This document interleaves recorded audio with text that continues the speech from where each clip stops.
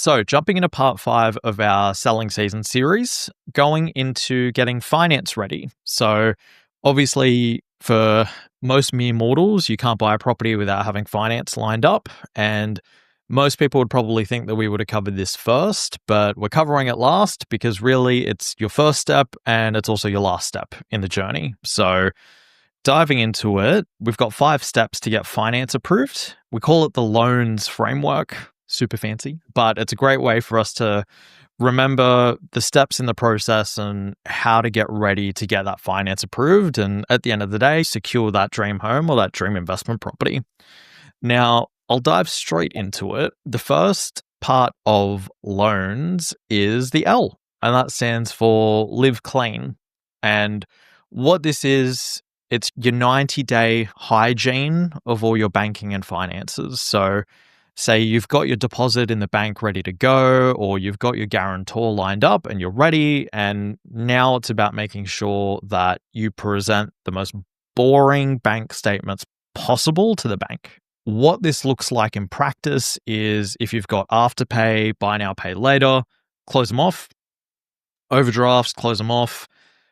Any sort of late fees or dishonor fees, you want to make sure that they're not present on your statement. So find out what's going on with them and sort them out. Even though they're not a bill that's not getting paid, as soon as a bank or a broker sees a late payment fee or an overdrawn fee, it can raise red flags and give them reason to look further into your finances. And that's the whole context behind the Live Clean stage is you want to avoid giving anyone a reason to look deeper. It's like going to an open home and it's well presented and the interior designing is beautiful. No one looks for mold or cracks. They look at it and they go, oh, it's pretty. And they just keep walking through. It's the same thing here for your bank statements. The other things you want to keep in place, consistent savings. So demonstrating that you're putting away even $100 or $200 a week. That way it shows that you can actively save. Credit card limits, reducing them as much as you possibly can. But what I would say is hold off on closing them until you speak to your broker. So just manage those limits. And the last one, which everyone always finds hilarious, is cash deposits and cash transactions in and out of your accounts. Make sure they're clearly identifiable. And what I mean by that is if you're pay IDing your mate, don't have a caption that says for this dickhead and then have to hand that over to your broker to explain. You know, if it's for dinner, say that it's for a dinner. If it's for paying back someone for bills, make sure that it says that. As much as funny transaction descriptions are great in the moment, trust me, explaining them to a bank or a broker are not as funny, and it's going to make you really self-conscious about handing over your financials. The Saturday night withdrawals. Yes, Saturday night cash withdrawals at the pub. Limit them as well, because we know what they mean. We know what that amount is for. We know what that amount is for. You know, it's, oh, the pub had FPOS. We know why you're getting cash out. So just be very mindful of that sort of stuff. And the other things that I really would point out in the Live Clean stage, gambling, consistent gambling amounts that come out. If it's not a huge amount and you like to have a little bit of a punt, it's fine, or you're not going to get crucified for it. But if there's extremely high amounts in your accounts coming out, they need to be flagged as a risk. And for some lenders, they even need to be counted as part of your ongoing expenses. And so if you like having a punt a few times a week, that could turn into, oh, your living expenses have gone up by $500 a month. And we can't avoid it and we can't pull it out. So staying on top of that. And just any big purchases. Sometimes you're going on a holiday, you're buying furniture or whatever. That's cool.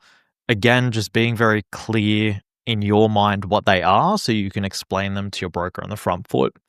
But that's the L, the Live Clean stage. Keen to hear your thoughts, Pete, Sky, any kind of horror stories or anything that you've got around this stage where potentially clients have been shot in the foot when they haven't done it?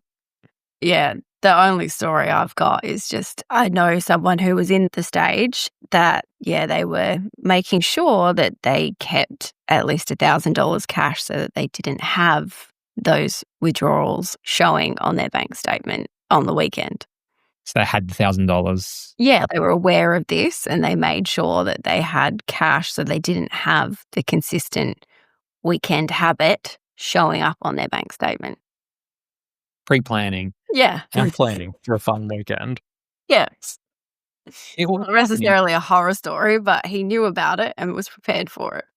And I guess I look at it as like an interview. You got to prepare your best financial self in these situations. Like I know when I went for one of my properties, I'd missed a loan repayment, just one. I think I was moving bank accounts around and I had to explain that. That was within that 6-month period. And I paid it the day after too, but that caused a red flag. And then they went deeper into all my financials as a result of that one mistake, which was an honest mistake, which was paid literally 24 hours later. And I had to pretty much explain myself for that reason to my mortgage broker at the time. But also being mindful of credit cards is another one. I've had clients not want to close credit cards. Like the broker has advised them to close them and they said, I don't want to close them because of all these points or something like that. Yeah. And at the end of the day, if you're not going to close it, then you're not going to get the home loan and you're going to miss out on all the equity as well. So I guess if people are not wanting to close for that reason, I'm pretty sure property price growth will always outweigh the points you're going to get on your credit card. Well, and isn't it people who, say, go into contract to buy the place and in between signing a contract and settling, they go and get a brand new car? Oh, I've had a client do that. yeah. Running before we walk, but definitely something that is brutal. Probably good to reiterate when you're in the process of getting approved for a home loan, don't go buy a car. Don't get a car loan. Not after settlement. Do it after settlement. We'll help you do it after settlement. Just don't do it beforehand. But I think definitely, being prepared, even if it is preparing for a night out and just making sure your statements look clean or managing the credit card side of things can be really helpful. And really, if you don't do it, it can really backfire. It's only 6 months. And we go back to avocado on toast and subscriptions and all that. Just cut it all out. You just got to be clean for 6 months and then you're laughing once you're into the property. Go back to your lifestyle after that, obviously making sure you can still afford the repayments, but you literally just got to be clean for 6 months. And Pete, you and avocado, you hate avocado toast. It's, I don't know, mate. You got to... Often it's not just that, like it is these subscriptions and sports bet and nights out. It's a whole bunch of things that normally comes with it. And it does annoy me quite a bit, as you know, but to me, it's 6 to 9 months of being clean to get your house that you want to live in, your dream home possibly. There you go. It's like a small price to pay. You got it from Pete. For 6 months leading into your home loan repayment, borrow someone else's Netflix account. So step 2, so we got L for live clean. O is organize evidence. So one of the biggest frustration points for people when they're going for a home loan is the amount of documentation that they need to hand over. I will put this as plain as day as I possibly can, and I don't want to hurt any of my clients' feelings by saying this. We only ask for what we need. That's it. We don't want to be, from my perspective as a business owner, right? I don't want to be holding additional information about you that I don't need because it puts me at risk. So all we're doing is asking for the information that we need to get you the loan that you want. And a very common back and forth with clients is, oh, I don't want to give you this. I don't want to give you that. Okay, cool. With all due respect, the bank doesn't want to give you a loan anymore. That's the line in the sand. And it might sound nasty, which I'm sorry if it hurts your feelings, but it's there just to get you the thing that you want. I think something that a lot of people applying for a home loan don't realize, and it's not their fault because you don't get taught this sort of stuff and you don't really need to, is brokers and banks have a whole bunch of regulatory shit that sits over the top of them that they need to check off. Anti-money laundering checks we need to do. We need to look at your transactions and make sure that nothing's suspicious. We need to make sure you're not committing identity fraud. There's all this risk and legal stuff that we need to check off, either as the broker or as the bank or both of us individually, to put you in a position to borrow funds. And so that's when, if we're asking for your photo ID or your bank statements or your pay slips or your super balance or your credit card statements, it's invasive. And that's where it comes back to step number 1 of live clean. If you live clean, you can organize the evidence and have it all ready to go and hand it over, and it be a nice, smooth process. In general, what you're going to have ready is 100 points of ID, 3 to 6 months worth of bank statements, 2 pay slips if you're PAYG, your tax returns, your super balance, any liability statements that you have, so credit cards, personal loans, all of those sorts of things. And then if you're renting, rental ledger, self-employed, company financials. At a minimum, that's what you're going to need to provide to your broker or your bank. And believe me when I say that I don't want anything more than what I need to get you approved and to meet my regulatory obligations. And those are the only 2 reasons why we would ask for something. Because we've seen what's happened with Optus, for example, data breaches, things like that. We don't want to leave ourselves exposed to that. We have data management processes in place to avoid those things from happening. But realities of the world that we live in, we're getting stalked on the internet 24/7. It's just the world that we live in. And so we want to reduce our amount of risk by having as little amount of documents on us as possible. So I know it's a bit of a rambling rant on my end, but for organizing evidence, if you've got all that lined up and ready to go, it's going to make your loan application process a lot smoother and a lot quicker. And the other point there is that part of organizing it is being willing to just hand it all over and not pushing back. Because as soon as you push back, all you're going to get is a response from your bank or broker explaining why they need it, and your application isn't actually going to move anywhere. Yeah, can I just jump in on that? Cool. Because we've got a couple of mutual clients at the moment going through this where they've met with you and we need something locked in within a few days. Yep. So the clients that you've got, luckily, they're giving you this evidence. There's no pushback. Whatever you ask for, they're sending, which allows you then to up the speed of transaction, so to speak, and get that approval so they can get the property the following week. But if there was any pushback, so if you could package all this up, provide it to the bank won't push back on that. But if they're going to push back on you, then you're not going to provide the evidence to the bank. Good luck getting the approval in time to actually be able to make an offer and get into the property. It's probably setting you back months if you're not actually providing this info. 100%. Completely agree. And the way that you put it, like setting a client back months, in practice, client says, I don't want to hand over this document, whatever it may be. I don't want to hand over my super statement. From there, we can't verify super balance. Okay, cool. We get to the point of doing a loan application and the client needs to be able to show their assets on a balance sheet. Okay, one of their biggest assets is no longer available. We submit the loan to the lender. The lender turns around and goes, the client's actually a credit risk because they don't have a high amount of assets in their name. We're going to decline the loan. Then the lender comes back to us and goes, sorry, don't have enough assets on their balance sheet. We go back to the client and go, hey, you're declined. Client goes, why? We go, not enough assets on your balance sheet. And they go, but I have plenty of assets. I've got all this stuff in super, rah. We go, okay, well, we can't evidence that. We can't show the lender that because you weren't willing to hand over a super statement balance. Fast forward, magically, statement gets provided, goes back to the lender. We have to reapply. It gets approved at that point. And to your point, Pete, we've lost a month. And right now in the markets, the way that they are, like, what's that month losing a person?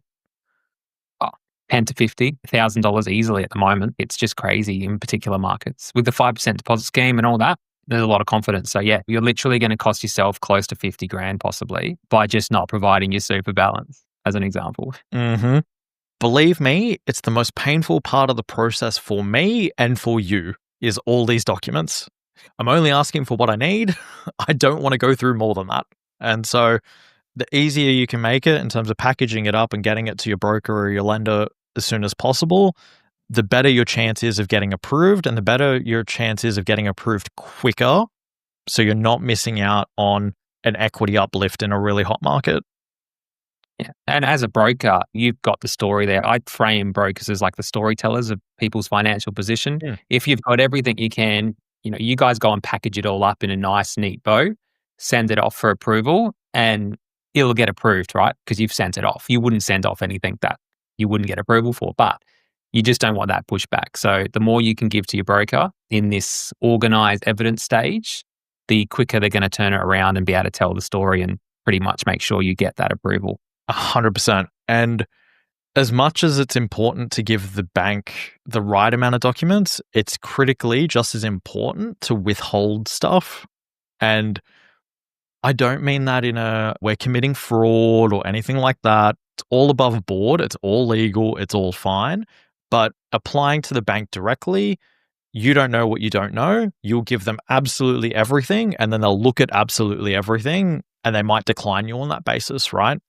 Whereas with a broker, I know what the bank needs, and then I know what I need to make a judgment call as well.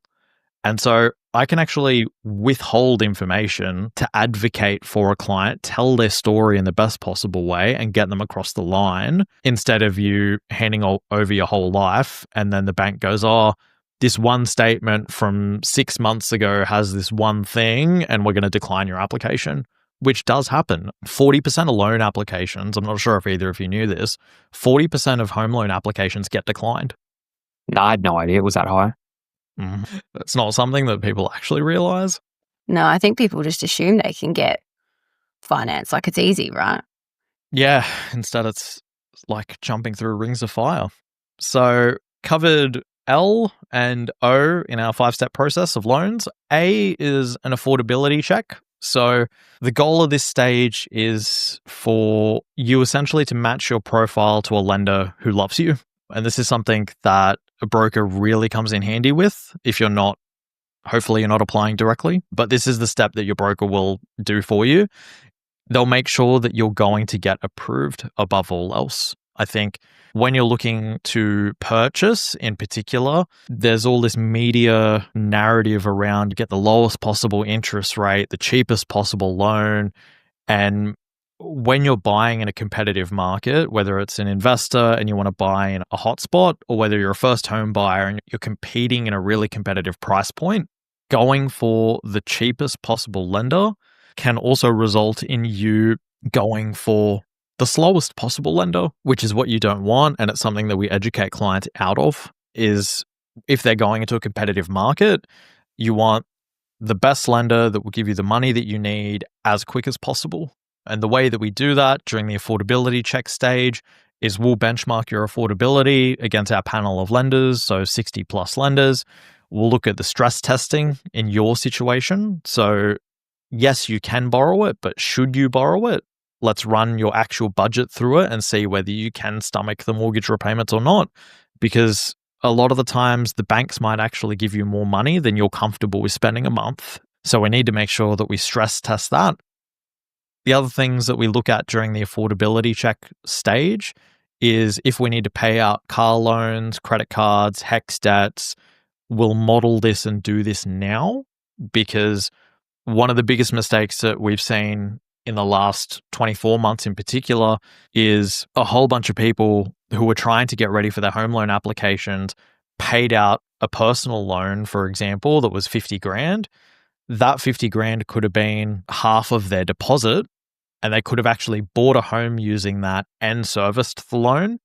But because they thought they were doing the right thing and paying out the personal loan, they no longer have a deposit anymore, and they could have actually bought with the personal loan. So common myth that people go into buying with is, oh, I need to pay out all my personal liabilities.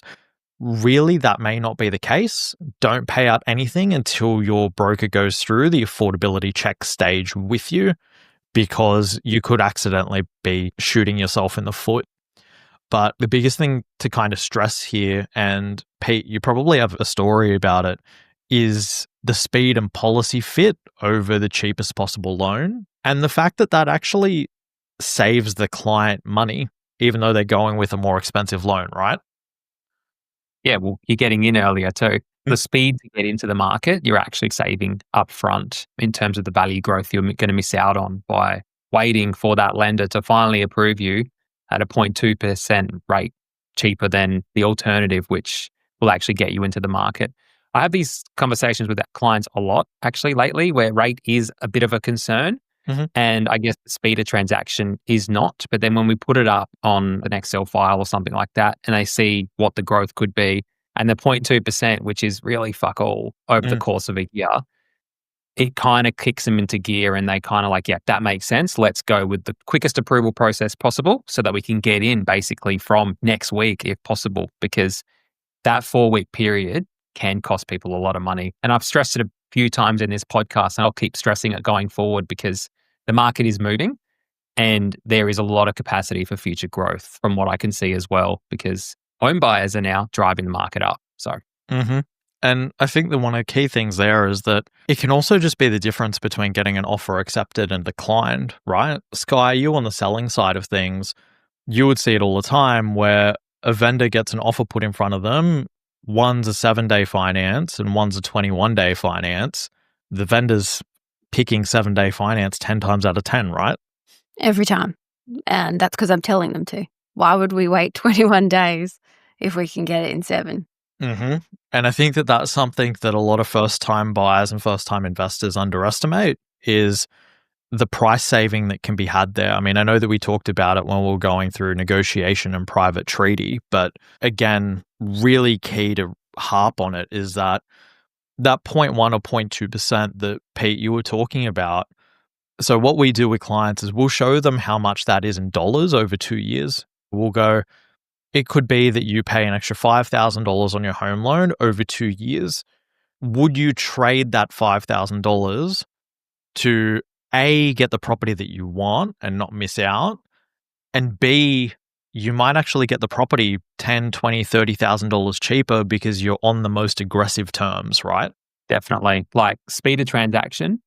And then obviously doing the 7-day finance, you can save definitely a lot of money in terms of your offer, but you can compete with cash offers. Mm-hmm. So I reckon the number one question I ask clients now before we put in offers, and if we're working with yourself as well, is can we put a 7-day finance clause? Mm-hmm. Because it provides a lot of confidence for the agent at the moment and for me as well to come up with a figure which I think is going to secure the property for a good price, but also knowing that we can compete with those cash offers. Because if it's a $600,000 cash offer and we come in at 610, if it's a 21-day finance clause, they're taking the $600,000. But if they just wait 7 days and they take ours and they could still go back to that other cash offer because they haven't lost them in 7 days, it's more than likely ours is going to get accepted, even though it wasn't the cash offer. Mm-hmm. Completely agree. And I think that's probably one of the biggest aspects in the affordability check stage is that policy fit, speed, and then can you versus should you on the borrowing spectrum in terms of expenses. So moving us along to N in our loans 5-step approach for finance is nailing the structure. So in this stage, it's about getting things like your deposit, your loan to value ratio, and your buffers in place. So we've decided how much you can afford to borrow, what lender might be the best to go with speed-wise and all of those sorts of things. Now we're looking at the structure of the loan itself. So what that looks like is how big is your deposit going to be? How much are you going to borrow? Could be that if you're looking at the first home guarantee scheme, for example, you're putting in a 5% deposit and you're borrowing 95% of the purchase amount. What loan product you're going to be going with. So breaking down loan products for people, most lenders will offer 2 key products. One will be a package product. A package product, essentially, you'll pay an annual fee for an access to an offset account and a slightly discounted rate. And then on the other side of the fence, you've got a basic product or a no-frills product. It's a low fee, there's no offset, but you'll have access to a redraw account.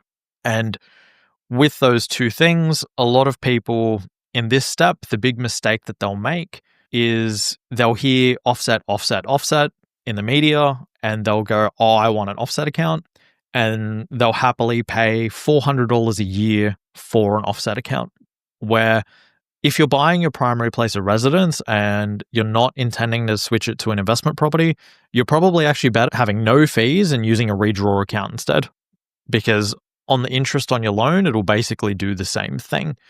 And so those are some of the things that we flesh out at this stage is how much are you borrowing? Do you need to pay LMI or can we get you an LMI waiver? Will you benefit from paying an annual fee or not? For a lot of people, the case is generally not.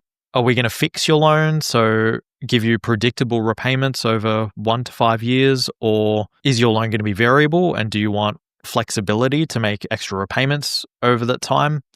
And the other thing in the nailing structure perspective is understanding how much cash you have in the bank after everything's bought. So this is before you're putting in offers, before you're approved.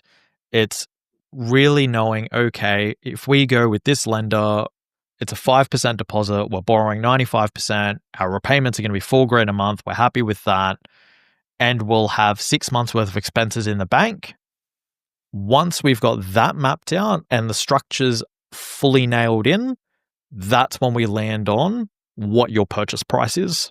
And that's one of the biggest mistakes that happens during this process is people will go in with a purchase price in mind and everything's geared towards achieving that purchase price, and they shoot themselves in the foot over and over and over again from an expense perspective. Whereas really your purchase price should be one of the last things that you decide on. Agreed. You got to work backwards. I think the 6 monthly buffer is the most important thing there to consider. At least 3, at best 6. The times where we would go with a client and go 3 months works is if we're looking at their repayments and there's a healthy difference between their current budget and what their new budget's going to be, meaning that once they take on the home loan, they can still save a decent amount of money every single month. So in that situation, we'll know, okay, they've got 3 months emergency cash in the bank, but in 6 months' time after settlement, they'll have a 6-month buffer in the bank. Okay, cool. 3 months works for you this time around. Let's rock and roll. It also depends on preference, right? Like we've got clients who want a 12-month buffer, for example, and that's fine. We'll work backwards from that. And it's just super important because property's pretty forgiving. Like if you buy it, even if you overpay, over that long term, you're likely going to make your money back, including stamp duty. But if you come into an issue within the first 12 months and you don't have that buffer and you need to sell it, then you're going to make a fairly substantial loss depending on how much you've paid for the property. And you just got to buy yourself time. That's all I tell clients is that buffer is time to, I guess, sort your shit out, find a new job if you have to, whatever it is, just so that you can hold the property and I guess continue to reap the rewards of the growth to come. But also if it's your own purchase or own place to live in, continue to live in that place and not go through the stress of having to move out and rent and all that kind of stuff. Definitely. And I think the stress aspect and the repairs and maintenance aspect is the thing that a lot of people can miss out on understanding a lot of the time, right? Pete, you and I will have regular conversations with clients where we're like, the first 12 months of owning a property are the most expensive 12 months of owning a property. Your rate's at the highest it's going to be. You're at the highest debt level you're going to be. Guarantee you something will break that needs to be repaired. You've got to be prepared for it all. And Sky, I know that we've spoken about it a lot, but the clients who don't have a cash buffer when they're purchasing investment properties, in particular first-time investors, it almost creates a horror story for them as soon as something goes wrong, right? And that's where I genuinely love working with first-time investors because I tell them this up front and they're laughing. Like there's no stress for them because they're prepared. But it's when they come to me a couple of years into it and things are still not on easy street and they're just chasing their tail because they weren't prepared from the beginning. The one that sort of just sticks out that because he wasn't prepared for it, it was a property I wasn't managing. I took it on and there was pet damage galore. We're talking new floors, new curtains. Probably, I want to say 6 to 7K upfront was needed to be able to re-rent it. And it was one of those classic situations of he'd moved in with his partner, moved out of his home, and so had been an accidental investor. And he opted to sell. He still had to spend that money, but he's just like, this is horrible. Like, I don't want to deal with this. And so it was partly yes, okay, the situation and the badly managed property beforehand, but also he wasn't prepared for any of this. He had no cash flow to be able to fund that and ended up getting rid of it and getting out of investment entirely because he wasn't prepared. So you mentioned you had a story, Pete, with your own experience. Yeah, I've actually got two now that you've talked about the maintenance side. So when I bought my second property, I ran my bank balance down to, I think I had $1,000 left. So yeah, really, really stupid, right? But people make mistakes. And I guess, I bought the first one, 6 months later, went up. I took the equity out. I was super excited, put all my money into the second property. The house was around the corner from the first. So that was also a mistake. But yeah, it was a very stressful 6 to 12 month period because I had maintenance items coming through. And every time I'd get a phone call from the property manager, I'd just get really, really nervous and anxious and stressed. And yeah, it wasn't a very fun time. And then on the third purchase, I obviously had saved back up by then, but I had about 7 or 8 grand in repairs in the first 2 weeks.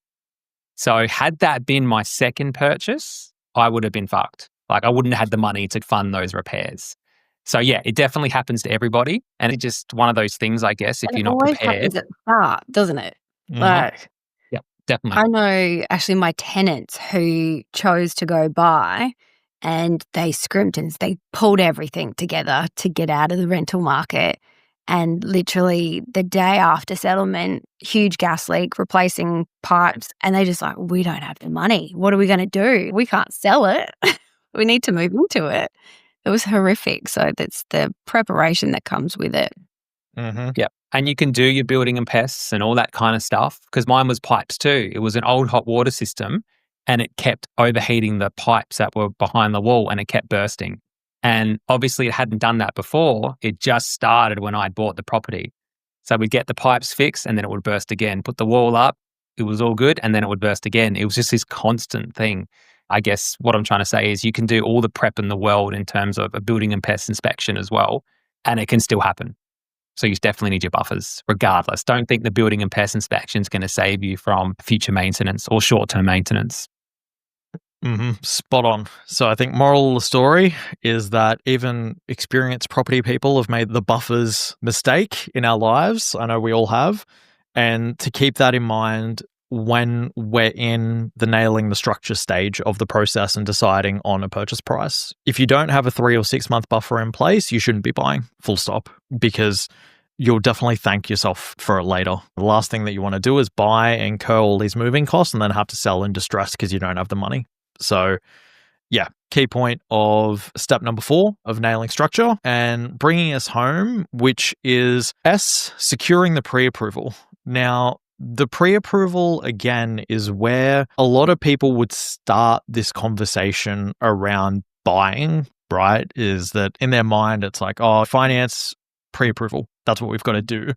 But if we're working our way backwards, unless you're living clean, organizing your app, having the affordability check done, nailing your structure, securing the pre-approval actually doesn't mean anything because the wheels on the bus are going to fall off. This is the step that kind of rounds it all out so you can go and put offers in on properties.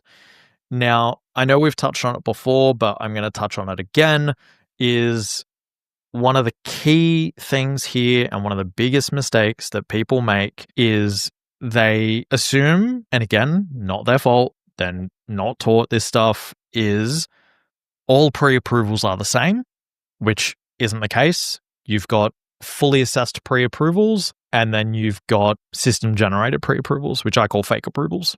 Now, the fake approvals based off data entry, IT admin, no one looks at it. It's numbers in a spreadsheet, and it shoots out a pretty piece of paper that says, you're pre-approved up to $700,000 subject to the bank looking at your credit report, the bank verifying your income, the bank doing this, the bank doing that, and there's like 15 conditions attached to it.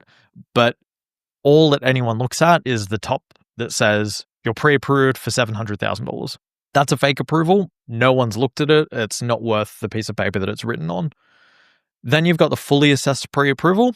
And Pete, you and I have been pumping these out at the moment between clients, is we put everything together, we package it up, we send it off to the lender, it goes to a credit assessor at the lender, they check everything, and they go, okay, so long as the valuation for the property stacks up and nothing materially changes, we'll approve the loan.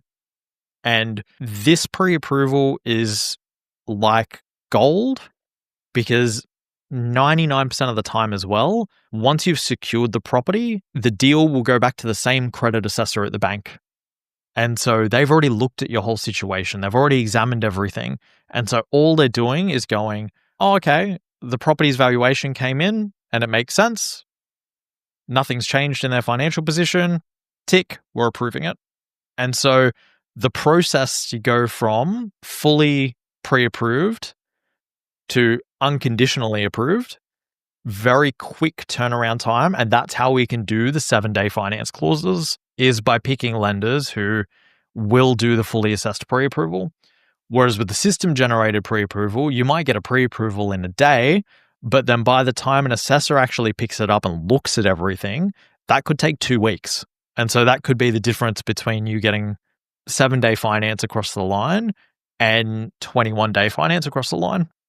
I reckon I've had, when I purchased my early properties, the broker at the time, shit always used to come up towards the end of the 21-day finance period. Like just questions that I'm like, fuck, why didn't we get this sorted already? Like HEX was a big one. HEX seemed to keep coming up in my application, which kind of makes me think I never got the fully assessed pre-approval because I was getting all these questions towards the back end of that 21-day period. And it almost actually lost me a deal as well, where I had to find the way to pay off my HEX debt. Now, had you done the full approved assessment, surely I would have known that I wouldn't have qualified for that loan if I hadn't paid the HEX debt. Like, surely that's how it works, right? 100%. So it just honestly, it probably would have been human error. You know, someone missed a zero on a spreadsheet or something along those lines. And the system's just gone, yeah, no, Pete doesn't have a HEX debt. We'll approve it. And then by the time a person's picked it up and actually looked at it, they've gone, wait a second, we haven't been told about this HEX debt. We're not giving Pete the money. And it would have left you 24 hours. Yeah. 24 hours to pay that off or lose the deal. Yep. And it was like 25 grand. And if anyone knows anything about dealing with anything government, paying off a HEX debt in 24 hours is brutal. It was, because I'm sure there was a lender too that it pisses me off to this day. I'm sure there was a lender as well, had we done the proper approval, that would have taken my circumstances as it was. For sure. Completely agree. And I think the other things that I really want to touch on in the secure pre-approval stage. So firstly, getting that fully assessed pre-approval and not the fake pre-approval. During the pre-approval period, which is usually 90 to 120 days, freeze your financial profile. No new debts, no job changes, no car loans, no credit inquiries, because even though you are pre-approved, the bank will still do final verification checks. And they can even do final verification checks up until the day of settlement. And people don't realize this. They think once they're unconditionally approved, that they're off to the races and they can do whatever they want. I've seen it firsthand where clients have come to me and their settlement's fallen over because they've gotten a car loan between formal approval and settlement. For anyone watching this, you got your pre-approval here, formal approval here, and then settlement down the end. So in this little block down the end, they took out a car loan and changed their financial profile. The bank's risk team picked it up for a random audit. And they went, wait a second, you've got an extra debt on your credit file now. We're not settling anymore. And the problem for that client was they were in an unconditional contract of sale at that point. So, Pete, you've seen it. The penalties for pulling out of an unconditional contract are huge. Could be the cost of the car loan. Could be the cost of the $100,000 Hilux that they wanted, right? But yeah, can't stress it enough of freezing your financial profile. Property type, that's another thing that people underestimate during the pre-approval stage, is that different postcodes get monitored differently by banks. So if you're rural or semi-rural, or you're looking at an apartment or a townhouse or something like that, that could change the validity of your pre-approval. So during that process, it's important to be in touch with your broker. Something that we're seeing really common at the moment is strata reports for apartment buildings coming back, and they've got non-compliant waterproofing or non-compliant cladding. And straight away when that happens, the bank's out. They don't want anything to do with it. So just keeping in mind that those checks still will take place. And so even though you've got a pre-approval, still doesn't mean extra things aren't getting checked along the line. And the other common question in this stage is also, can a pre-approval get extended? Let's say you get to the 90 days and you haven't found anything, or you get to the 120 days and you haven't found anything. The answer to that question is it depends. It depends on the lender that you're with. Some will do a 30-day extension with no additional assessment. Some will do an extra 90 days, but they want to reassess all your financials. Some will just be like, no, your pre-approval's done. You need to lodge a whole new application from scratch. And again, that's something that we consider when we're putting a client with a lender is if they think that it's going to take a little bit longer for them to secure a property, we'll go, okay, well, then maybe you need to be with a lender who's a little bit more flexible with renewing pre-approvals, just in case. So that wraps up secure pre-approval and takes us through our 5 steps to getting finance approved. So our loans framework, which is live clean, organize your evidence, affordability check, nail the structure, and then secure your pre-approval. We'll wrap up on a toxic take. So your 1 sentence on the whole finance process. I'll kick off with mine, and mine is just send the documents, please. Pete, what would yours be? It's only 12 months. It's just rethinking that every single time because you got 6 months to get your statements clean and then give yourself 6 months to find something. Maybe a month or 2 if you use a BA, but normally it takes people at least, 3 to 6 months on their own. Mm-hmm. Cool. Sky? Probably imagine that your grandma is looking at your bank statements. That's how you should be living. Unless you had a wild Woodstock grandma, most people would be pretty well behaved. Cool.